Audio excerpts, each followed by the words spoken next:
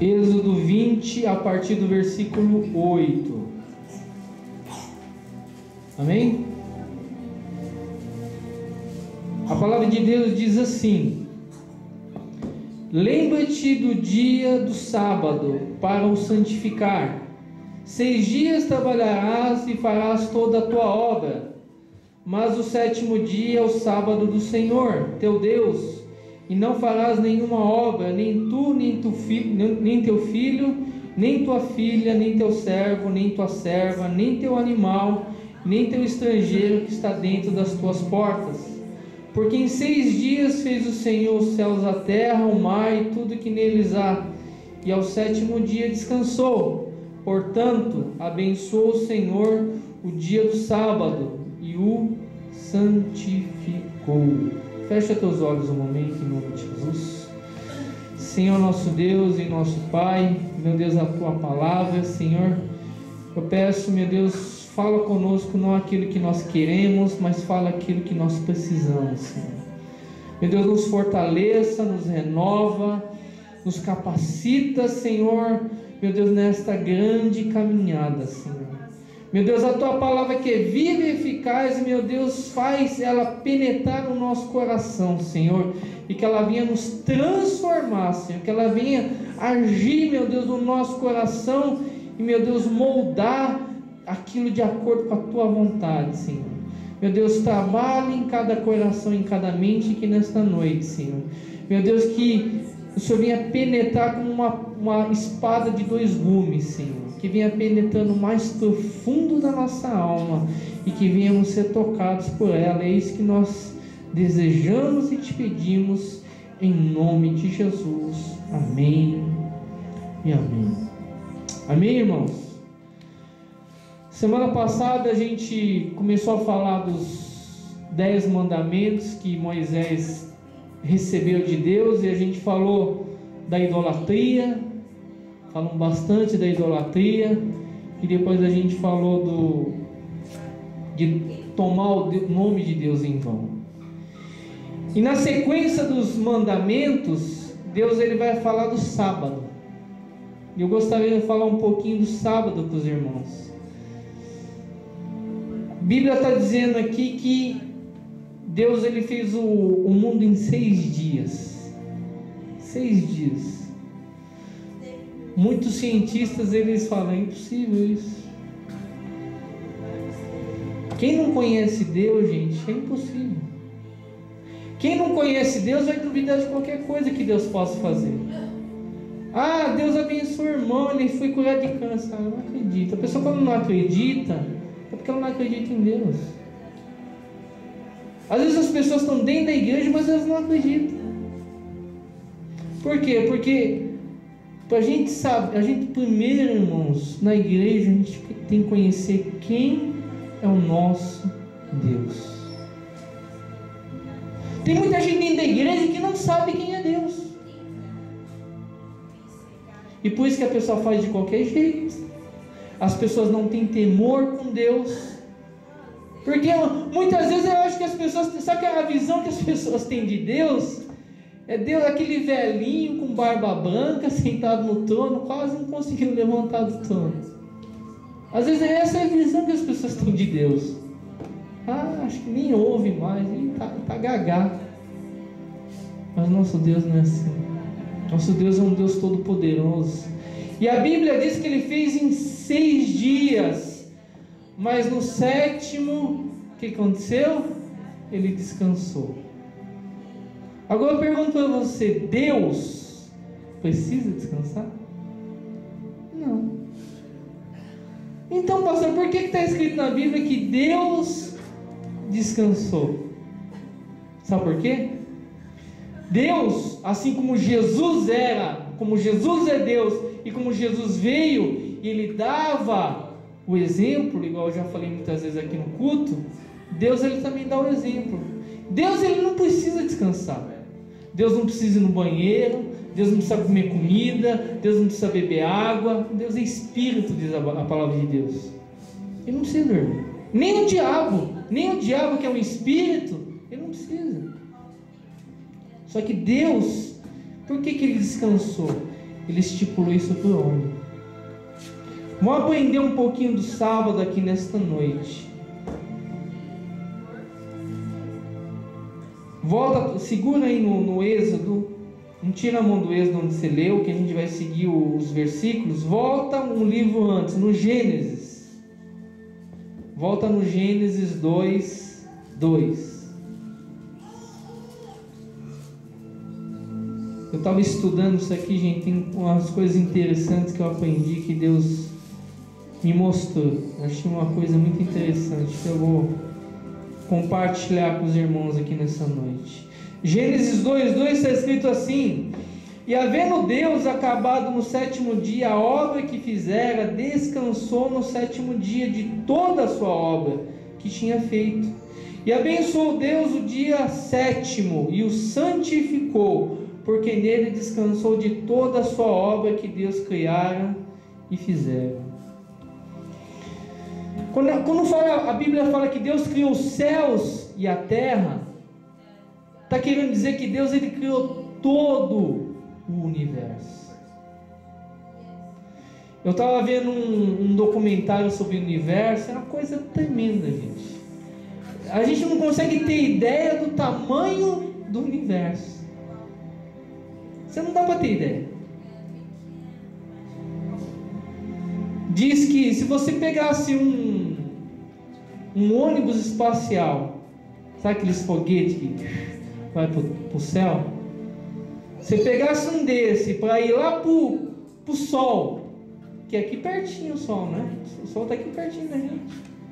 Você ia demorar anos para chegar lá. Anos. É uma viagem de anos.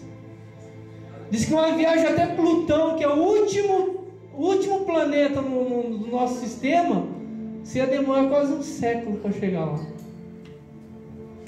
Isso aqui é só a nossa Via Láctea. A Via Láctea, ela tem mais milhões de galáxias dentro de uma nebulosa que eles falam. E tem várias nebulosas dentro do outro, e vários outros dentro do outro. Não tem esse negócio, gente. A estrela, o Sol é uma estrela. Imagina isso, o Sol é uma estrela. A estrela, sem ser o Sol, mais perto da gente, sabe que distância que está da gente? 4 anos-luz. Sabe o que quer dizer isso? 4 anos-luz. Sabe quanto que é 1 ano-luz? Sabe o que é a velocidade da luz? 1 ano-luz é você ir na velocidade da luz em um lugar e demorar 1 ano. Esse é 1 ano-luz. Mas sabe quanto que é a velocidade da luz? Alguém sabe? 300 mil quilômetros por segundo. Não é por hora, não. Por segundo.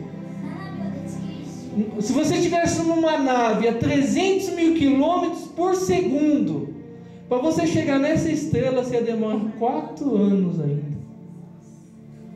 E essa estrela é mais perto da gente. Imagina que está mais longe. Então a gente entende o tamanho do nosso Deus. A gente não tem ideia quem é o nosso Deus. A gente não tem ideia nem quem é a nossa galáxia, quanto mais Deus. A gente não tem ideia, gente. E Ele fez todas essas coisas. E no sétimo dia diz que Ele descansou. Eu quero falar uma coisa para vocês. Na Bíblia você vai encontrar muito, sabe o que? Número 7. Já percebeu isso? Número 7. Sabe o que quer dizer o número 7 na Bíblia? Número da perfeição. Número de Deus. Em Gênesis está escrito lá, não está escrito? No 6º dia Deus criou o homem. O número 6 quer dizer que é número de homem. 6. Não tem aquele número famoso que todo mundo conhece? 666. Ah, número do diabo, pastor. Fala isso não, pastor, misericórdia. Aquilo é número de homem, diz a Bíblia. Diz que aquilo representa os 3, a trindade satânica que vai vir na terra na grande tribulação. o anticristo, a besta e o falso profeta. Eles vão vir aqui na terra. O diabo ele não tem criatividade nenhuma, tudo ele imita de Deus. Deus é Pai, Filho e Espírito Santo. Ele inventou a besta, o anticristo e o falso profeta. Ele só sabe imitar porque ele é invejoso. Ele é invejoso. E aí a gente vai entender, eu lendo alguns versículos, alguns textos da Bíblia, que fala muito desse sétimo dia. E eu entendi, sabe o que, gente? Que no sétimo dia, ou no sétimo ano, ou no sétimo alguma coisa, na Bíblia representa não só o descanso, mas o descanso do pecado. Ah, pastor, mas como que é esse negócio de descanso do pecado? Vamos entender? Segurem o Êxodo, mas lá em Gênesis 8:4.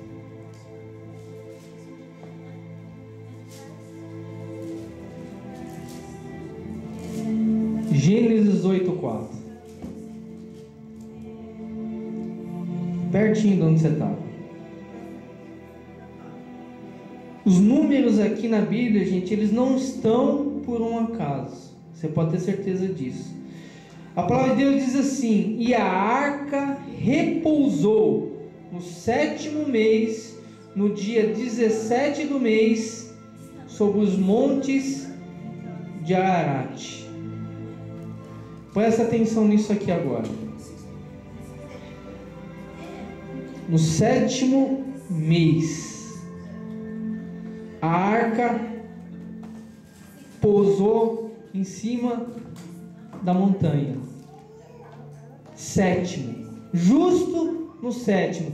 O que aconteceu? Por que tinha a arca em cima da montanha? Alguém lembra da história? A história do dilúvio. O que aconteceu no dilúvio? Deus olhou do céu e viu que a terra, como o irmão testemunhou hoje, a terra estava totalmente tomada de pecado. O mundo inteiro estava cheio de pecado. E o que aconteceu? Deus ele falou assim: esse povo não pode continuar. Eles vão se matar eles mesmos. Então Deus falou assim: eu vou ter que dar um fim nisso. E eu vou trazer um dilúvio na terra. Só que naquele monte de gente pecadora tinha uma família que Deus viu: nossa, essa família está andando direito. Era a família de Noé. Deus chegou para Noé e falou: Noé, eu estou para trazer um dilúvio na terra. Então sabe o que você vai fazer para mim? Constrói uma arca para mim. Eu quero a arca dessa altura, desse comprimento, com tantos andares. Deus deu todos os detalhes para Noé. E Noé ficou 120 anos construindo essa arca. E durante esses 120 anos que ele construiu essa arca, ele também pregava: vai vir o dilúvio, Deus vai vir com juízo, está vindo o dilúvio, vai todo mundo morrer, vamos entrar na arca. Ninguém deu ouvido para Noé. E a Bíblia diz que Deus, fechou a arca. E diz que começou a chover. E diz que começou a água a subir. E igual eu falei, foi aquela multidão correndo para a arca. Falou: deixa eu entrar, Noé, pelo amor de Deus. E bateram, e bateram, e bateram. E não conseguiram entrar. E a água subiu, subiu, subiu, subiu, subiu, subiu. E diz que a água subiu tanto que ela ultrapassou a altura da montanha mais alta em 15 metros. O Monte Everest é a montanha mais alta do mundo. Segundo o relato da Bíblia, a água subiu mais alto que o Everest, cobriu todas as montanhas.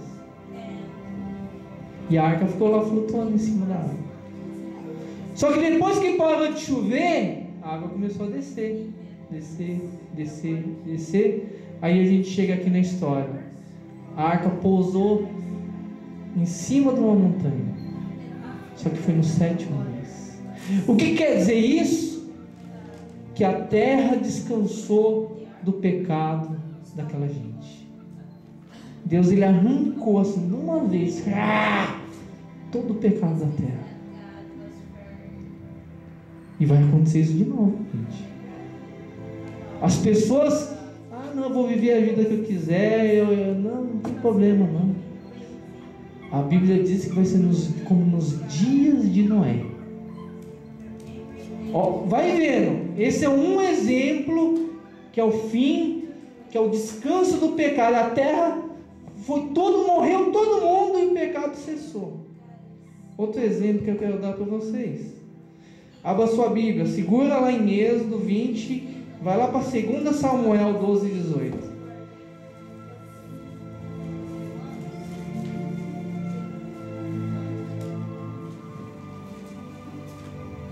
Segunda Samuel 12, 18. Abra sua Bíblia.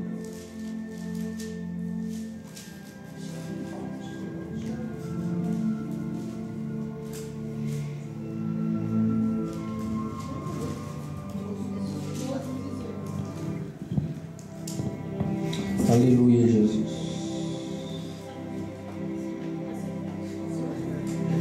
2 Samuel 12, 18. Amém? A palavra de Deus diz assim: e sucedeu que ao 7º dia morreu a criança. E temiam os servos de Davi dizer-lhe que a criança estava morta, porque diziam: eis que sendo a criança ainda viva lhe falávamos, porém quando não dava ouvido à nossa voz. Como pois lhe diremos que a criança está morta? Porque mais lhe se afligiria.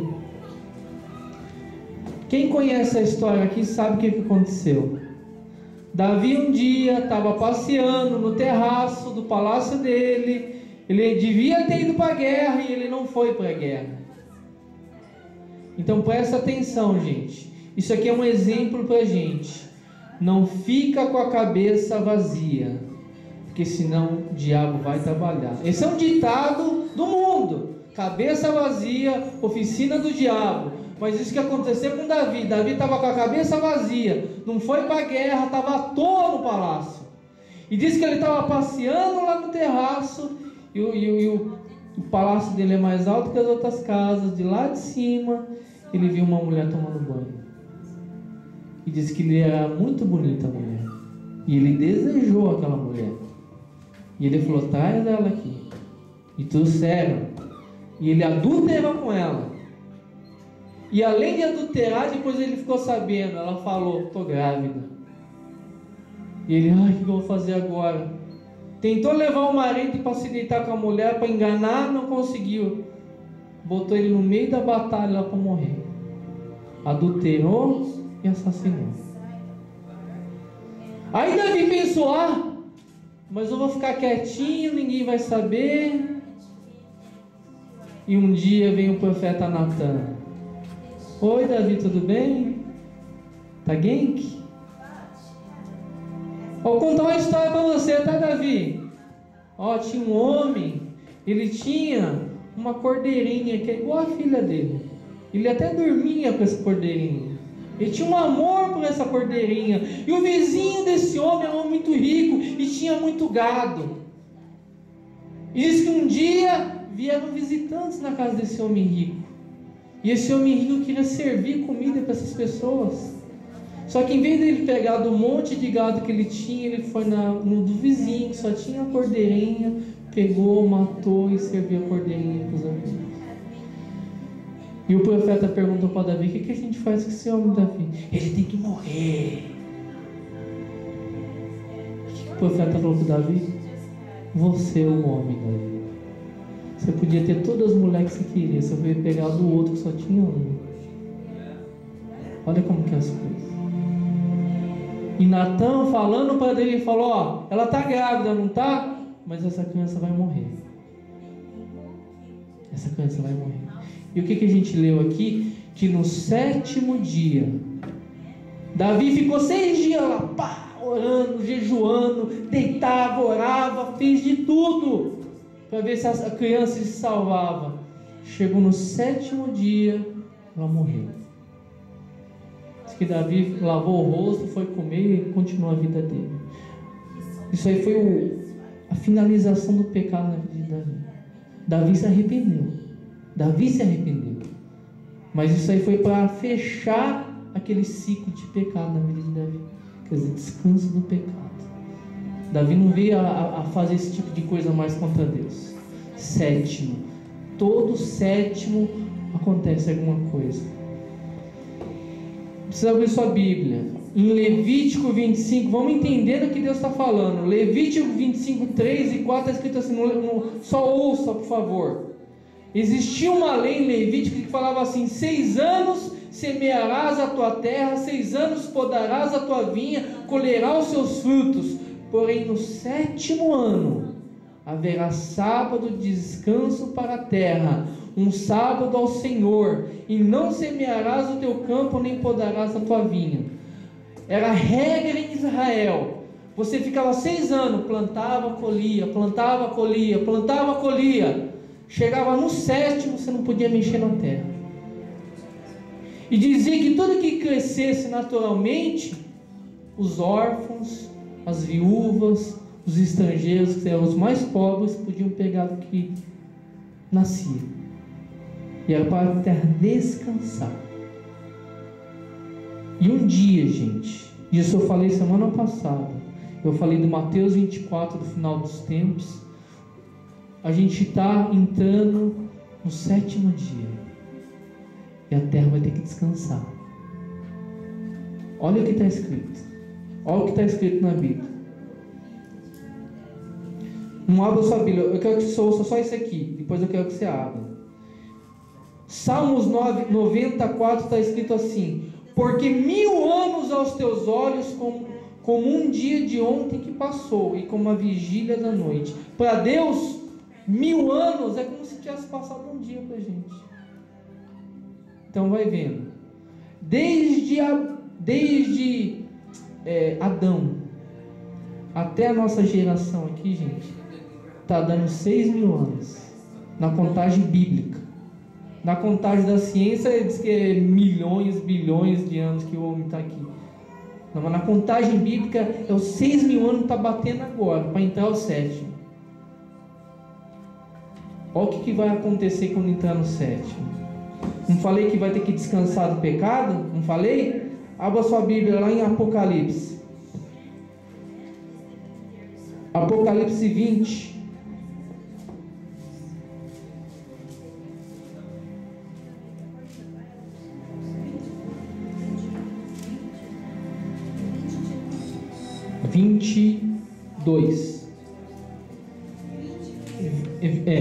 Capítulo 20, versículo 2.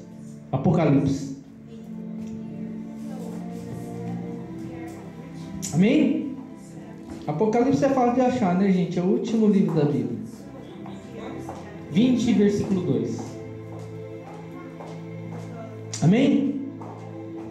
Olha o que está escrito na palavra do Senhor. Esse aqui é o final dos tempos que está falando. E ele prendeu o dragão, a antiga serpente, que é o diabo e Satanás, e amarrou-o por 1000 anos, e lançou-o no abismo, e ali o encerrou, e pôs o selo sobre ele, para que não mais engane as nações, até que os 1000 anos se acabem, e depois importa que seja solto por um pouco de tempo. Olha o que está escrito aqui, gente. Olha o que está escrito aqui.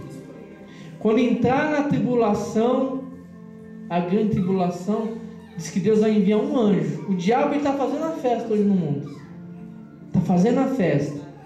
Pedofilia, homossexualismo, violência, droga. O diabo está lavando a cara no mundo inteiro. Mas quando chegar no 7º dia, nos 7.000 anos que vai completar, a Bíblia diz que ele vai prender Satanás por 1000 anos. Não é um dia que tem que descansar? E para Deus 1000 anos é um dia? Esses 1000 anos o diabo vai ser preso. Então não vai haver pecado na terra. Diz que a gente vai reinar com Jesus, está escrito em Apocalipse. Esses 1000 anos é um milênio que a Bíblia fala. A gente vai descansar com Jesus, não vai ter pecado. Então, assim como aconteceu com Noé, assim como aconteceu com Davi, e tem outros exemplos, eu não peguei todos. Assim, no término do 6º dia, no término dos 6.000 anos que a gente vai completar e vai entrar esse, o diabo vai ser preso. Mas depois dos 1.000 anos, está falando o quê? Que vai ser solto de novo.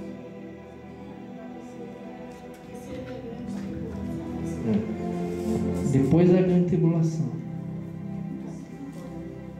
Isso é só aqueles, gente, só aqueles que vão ser salvos, que vão reinar com Cristo no milênio. Só 1.000 anos. 1.000 anos. Sabe o que é isso? A gente não vai morrer mais. 1.000 anos. Só para reinar com Jesus na terra. Então, uma das coisas que quer dizer esse 7 na Bíblia é o descanso do pecado. Uma coisa que eu quero ensinar para os irmãos também é o seguinte. Abre lá em Mateus 11, 28.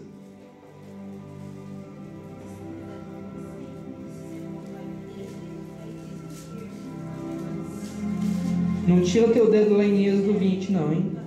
A gente vai sempre estar voltando lá. Mateus 11, 28.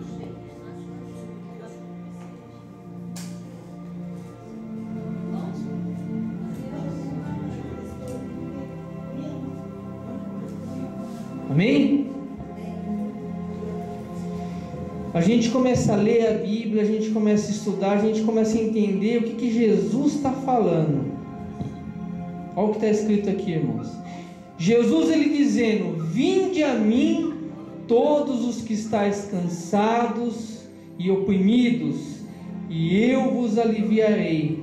Tomai sobre vós o meu jugo e aprendei de mim, que sou manso e humilde de coração, e encontrareis descanso para as vossas almas. Tem muitos, os judeus eles guardavam sábado, tem religiões hoje em dia que guardam sábado, mas por esse versículo, gente, a gente entende que Jesus, ele é o nosso descanso.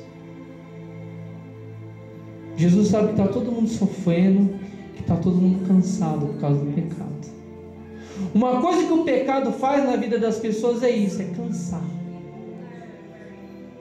Quanto mais pecado a pessoa tem na vida, mais ela é prostrada, cansada, desanimada, ela não tem força para nada.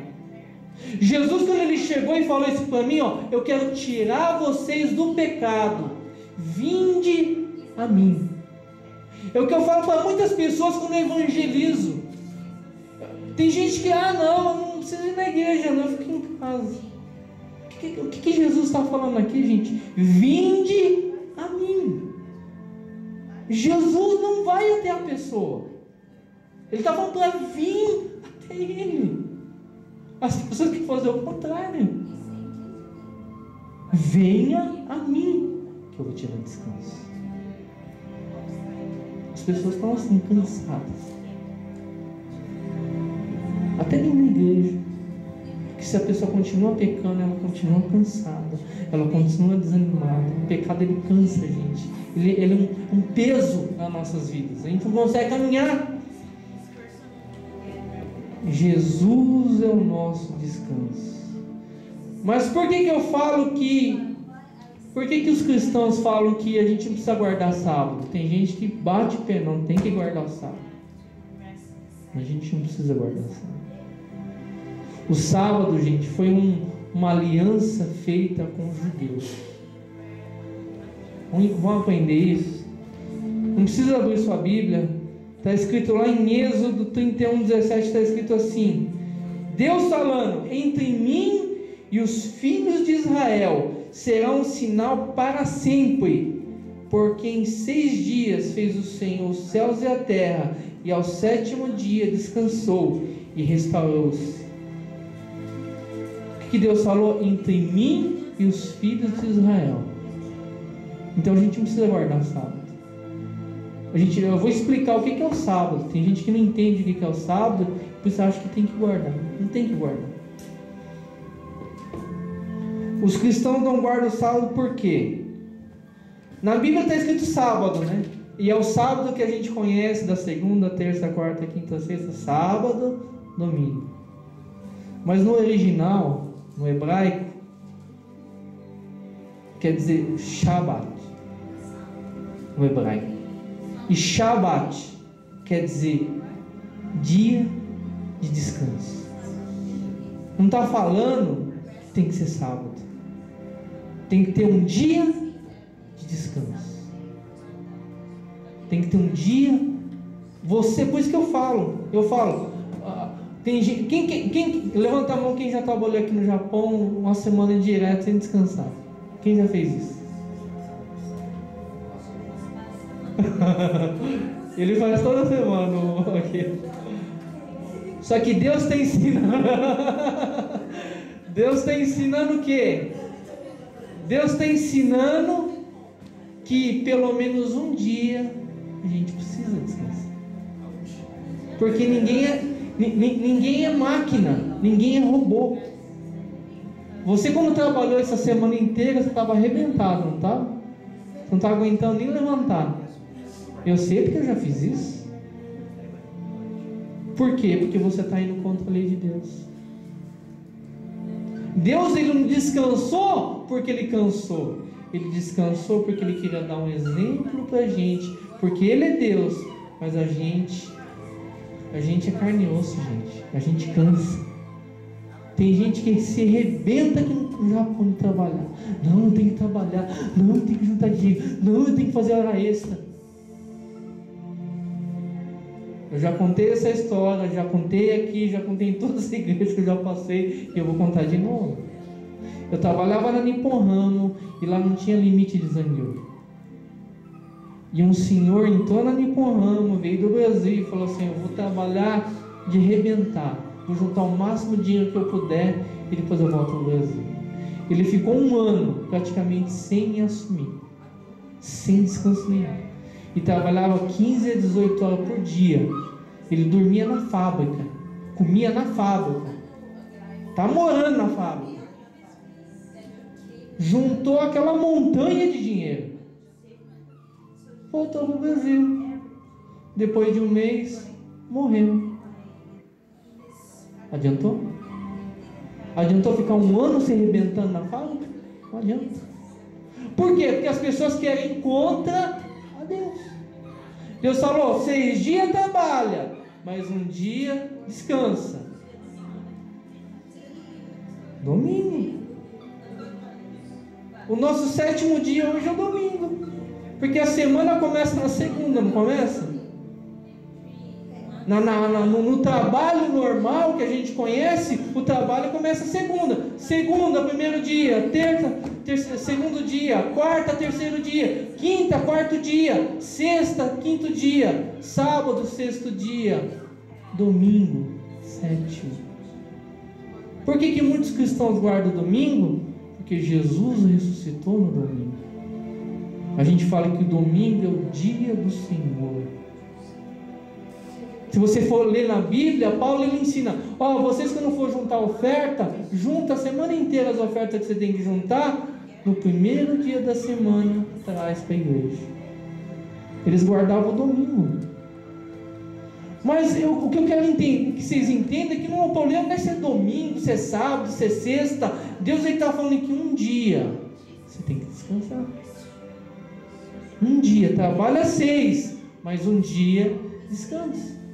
Porque senão você não vai aguentar. Você não vai aguentar. Olha o que Jesus fala. Não precisa abrir sua Bíblia.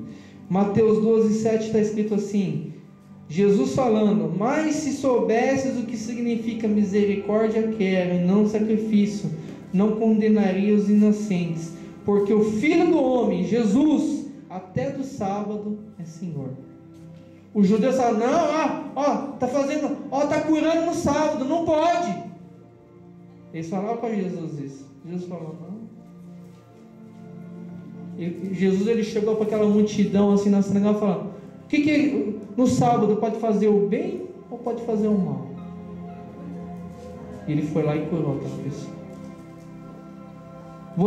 Ele falou assim, ó, a ovelha de vocês cai num buraco, o boi de vocês cai num buraco, no sábado vocês vão lá e pegam o bicho. Agora eu não posso curar essa pessoa no sábado, por quê? E a Bíblia diz que eles ficaram quietos, não podia responder a Jesus. Irmãos, o dia de descanso nosso é dia de descanso, só que é um dia que a gente tem que reservar para Deus. Por quê? Os 6 dias você está batalhando para quem? Para você. Não é assim? Os 6 dias a gente está lá, ó, é para mim, para minha família, não sei o quê. E Deus, Ele respeita isso. Mas um dia, pelo menos, Deus quer que a gente separe para Ele. Eu lembro quando eu era solteiro na igreja.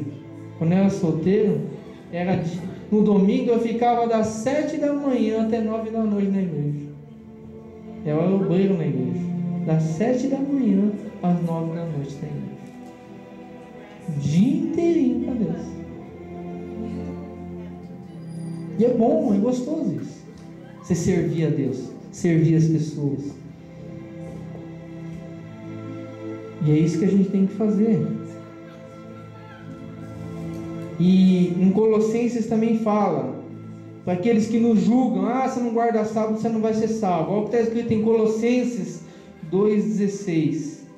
Portanto, ninguém vos julgue pelo comer, ou pelo beber, ou por causa dos dias de festa, ou da lua nova, ou dos sábados, que são sombra das coisas futuras, mas o corpo é de Cristo. O que está querendo dizer? Antigamente se guardava o sábado, mas aquilo era um exemplo do que ia acontecer no futuro. Porque vai vir esse dia de descanso para a gente. E está chegando, hein, gente? A gente que vai ver esse dia de descanso de Deus. Porque está chegando a época. Tudo está acontecendo para acontecer isso. Tudo está passando aí para acontecer isso. Então a gente tem que guardar. Isso que eu queria falar sobre o sábado. Então sábado não é porque o sábado é aquele dia da semana, não. É um dia de descanso. E é um dia que a gente tem que separar para Deus. Amém? Mas volta lá no Êxodo 20 e vamos continuar a nossa leitura da Bíblia.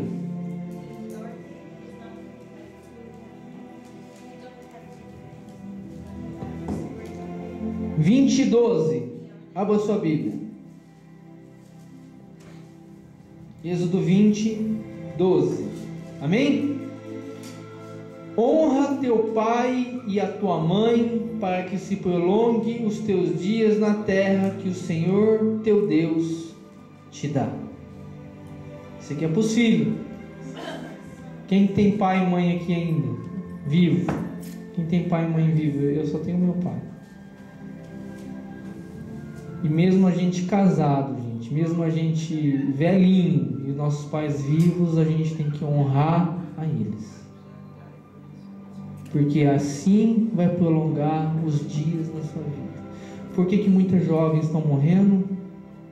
Porque não honra pai e mãe. Eu já contei a história daquela menina. A mãe era da igreja, a menina ia na igreja, mas se desviou. E um dia ela foi sair de casa para ir para a balada com os amigos. E quando ela estava saindo de casa, a mãe falou: vai com Deus, minha filha. Só se ele for no porta-mala, mãe. O carro está lotado. Pegaram o carro. No meio do caminho o carro bateu, capotou. Todo mundo morreu. Tudo jovem. Por quê? Porque quer seguir a sua própria vontade. E Deus está falando: você não vai obedecer teu pai e tua mãe, então você não precisa nem viver mais nessa terra. É isso que Deus está falando. Esse monte de jovem que você vê morrendo aí, você pode procurar a história dessa pessoa. Era desobediente a pai e a mãe. Deus não permite continuar na terra. Deus não permite. Olha o que está escrito lá em Efésios. Fala a mesma palavra. Efésios 6:1 está escrito assim: vós, filhos, sede obedientes aos vossos pais no Senhor.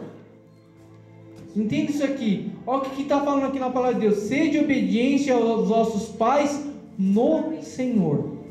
Sabe o que quer dizer isso? Se o teu pai é um traficante e fala assim, vai vender droga para mim, você não pode vender. Aí você pode desobedecer, porque você já está saindo da lei de Deus, você já está fazendo mal. Tá? A Bíblia ela é bem específica, gente. Não é porque teu pai, eu tenho que honrar meu pai, então tudo que o meu pai mandar eu fazer, eu tenho que fazer, não.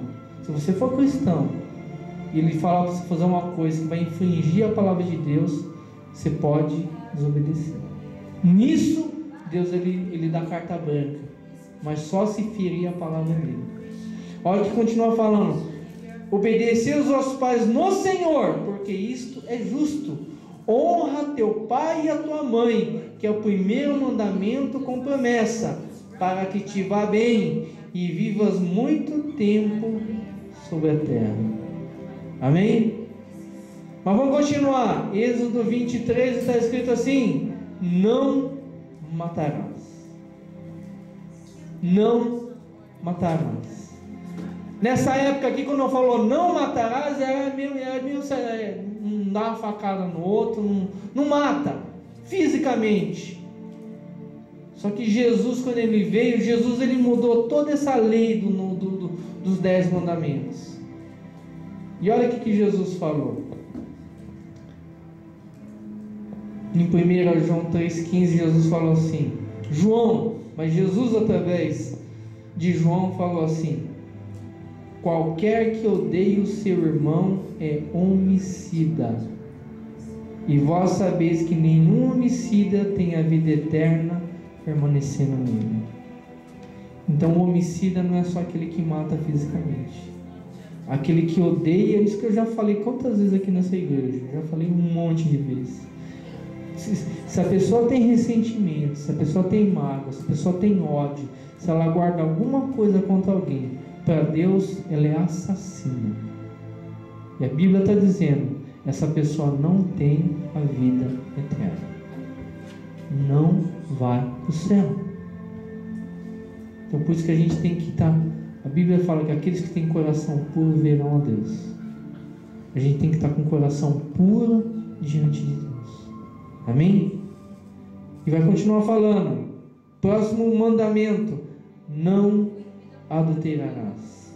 Naquela época era assim: é deitar com a tua mulher, não vai deitar com a tua mulher. Se é casado, não vai deitar com a mulher do próximo. Se é solteiro, também não vai deitar com a mulher do próximo. Mas Jesus também mudou essa lei. O que Jesus falou? Mateus 5:27 está escrito assim: ouviste o que foi dito aos antigos, não cometerás adultério. Porém, eu vos digo que qualquer que atentar numa mulher a cobiçar, já no seu coração cometeu adultério com ela. Hoje em dia você não precisa deitar com ninguém. Você olhou, desejou, já viajou no pensamento com a pessoa, você já adulterou com a pessoa. Então, por isso que quando eu oro aqui, a gente já fala: Deus, perdoa os nossos pensamentos. Porque passa muita loucura na nossa cabeça. Passa. Se você falar para mim que não passa loucura na tua cabeça, você está mentindo. Porque passa coisa louca na nossa cabeça de vez em quando. Às vezes você para para pensar e fala: nossa, mas como que eu pensei uma coisa dessa? Você até assusta com o que você pensou. Mas Deus disse que Ele vai botar tudo ao vivo lá, para todo mundo ver o que você pensou. Imagina o que é isso? Continua. No 15 está escrito assim: não furtarás. Isso aqui é não furtarás, não furtarás. Jesus não falou nada além disso. No 16 está escrito assim: não dirás falso testemunho contra o teu próximo. O que é não dizer falso testemunho, gente? Não mentir. Você vai falar uma coisa, você fala outra. Você está trabalhando na fábrica lá, você fez um monte de folhou, você jogou tudo debaixo da mesa. Ô, teu chefe, chegou algum. Saiu folhou hoje? Não saiu não, está tudo bom. Você está dando um falso testemunho. Você está mentindo. Olha o que a palavra de Deus diz. Isso é sério, gente. João 8,44 está escrito assim: Jesus falando para os religiosos que eles eram mentirosos: vós tendes por pai ao diabo, e quereis fazer os desejos do vosso pai. Ele foi homicida desde o princípio e não se firmou na verdade, porque não há verdade nele. E quando ele profere mentira, fala do que lhe é próprio, porque é mentiroso e pai da mentira. Às vezes, gente, a gente escapa a mentira da nossa boca, escapa. Mas a gente não pode viver mentindo. É igual ao pecado, às vezes você peca, mas você não pode viver pecando. Porque se você vive mentindo, sabe o que você se torna? Filho do diabo. Tem gente que fala uma mentira aqui, aí para encobrir essa mentira ela fala outra. Aí para encobrir essa aqui fala outra. Aí daqui a pouco a pessoa só vive de mentira. E às vezes ela fala tanta mentira que ela já acredita naquilo que ela está falando. Ela já acha que é verdade aquilo, um monte de mentira que ela está falando. Mas ela já se tornou filha do diabo. O diabo foi o primeiro no universo a mentir. Foi com a mentira que ele levou 1/3 dos anjos do céu. Virou tudo demônio.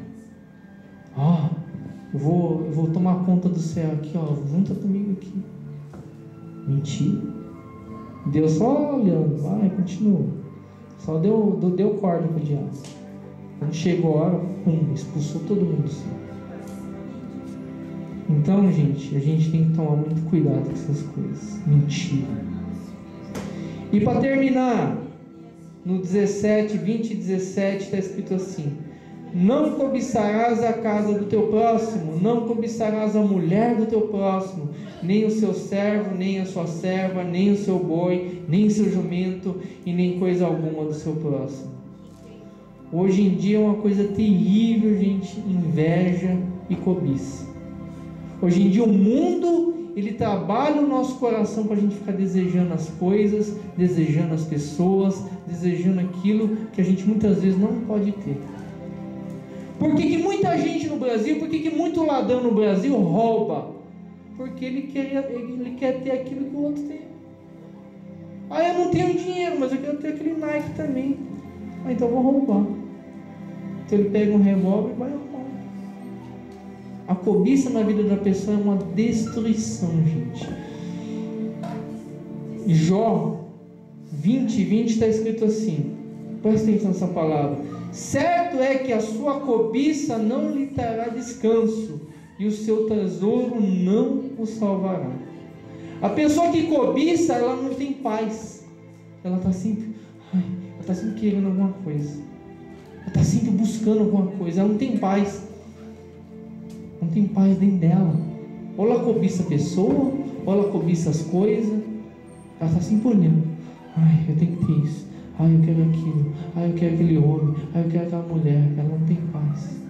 Não tem descanso, está escrito aqui. E o tesouro dessa cobiça não vai te salvar. O que ele está falando? Se você for um cobiçoso, você vai para o inferno. É forte isso aqui, gente. E em 1 João, para terminar, 2,17 está escrito assim: o mundo e a sua... antes, 16: pois tudo que há no mundo, a cobiça da carne. Sabe o que é a cobiça da carne? É os teus desejos naturais do teu corpo.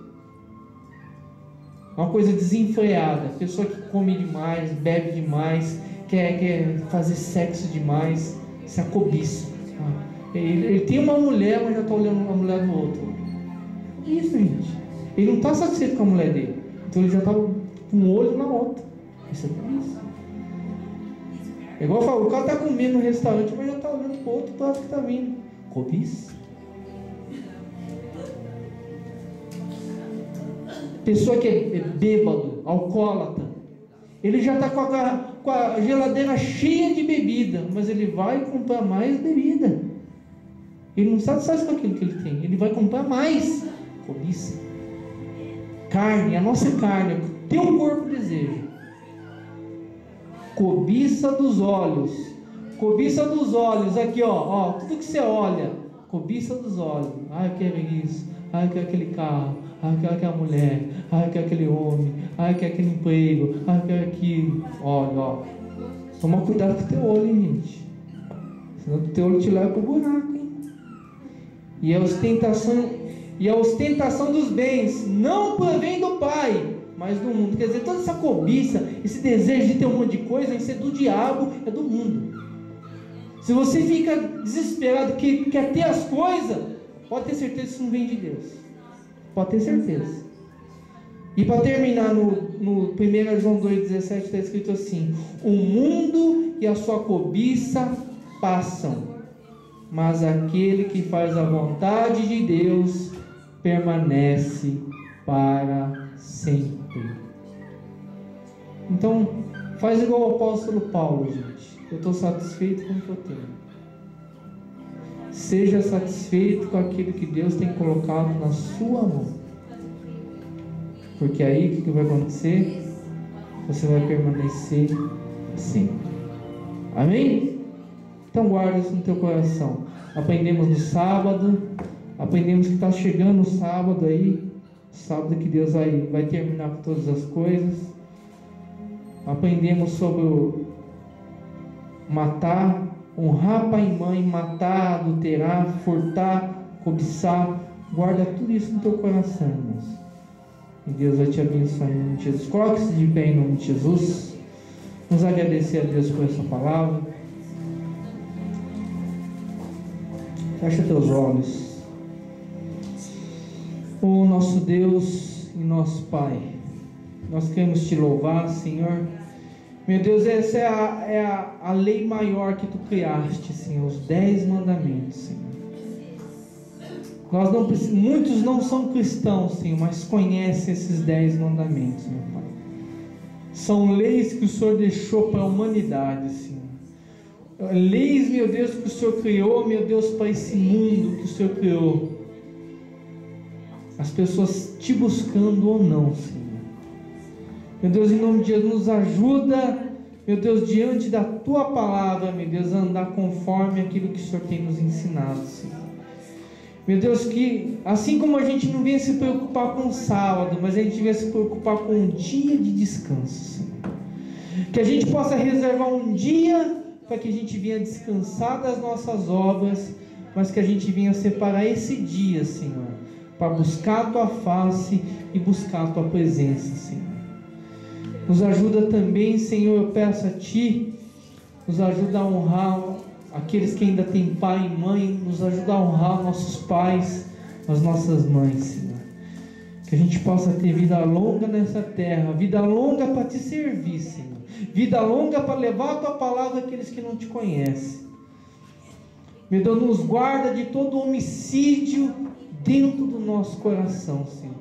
Porque eu creio que muitos aqui não vão ter a capacidade de matar ninguém fisicamente, mas nos guarda, meu Deus, de cometer o homicídio dentro do nosso coração, de odiar alguém, de ter rancor de alguém, de ter mágoa de alguém, de guardar algum sentimento perverso contra alguma pessoa, Senhor. Oh, nos guarda, Senhor, em nome de Jesus. Nos guarda, meu Deus, de adulterar, Senhor. Nos guarda de cobiçar as coisas desse mundo, as coisas que muitas vezes o diabo coloca na nossa vista, Senhor. Nos ajuda, nos abençoa. Eu peço abençoar cada vida aqui nesta noite, Senhor. Que o Senhor possa firmar essa palavra em cada coração, Senhor. Que possa ser bênção.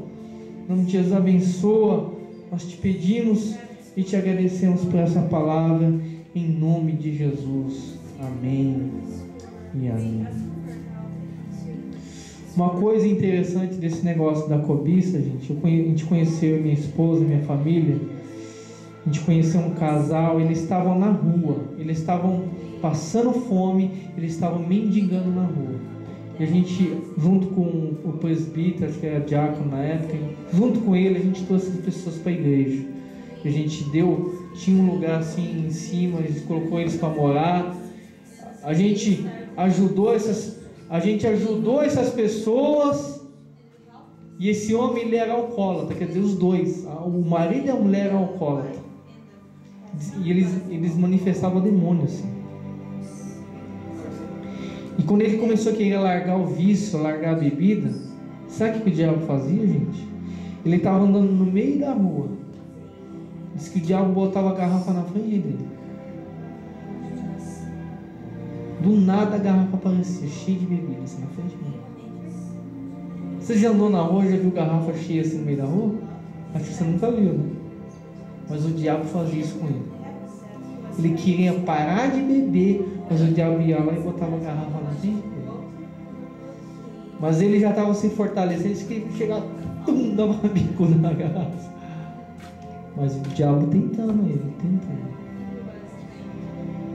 A mulher dele, gente, ela era tão viciada, quando não tinha, ela ia pedir para os outros bebida, quando não tinha, ela ia no cemitério pegar o saquê que ele botava para os mortos, ela bebia o saquê dos mortos. Olha o desespero das pessoas. Infelizmente eles estão fora da igreja hoje. A gente já tentou trazer, a gente está orando.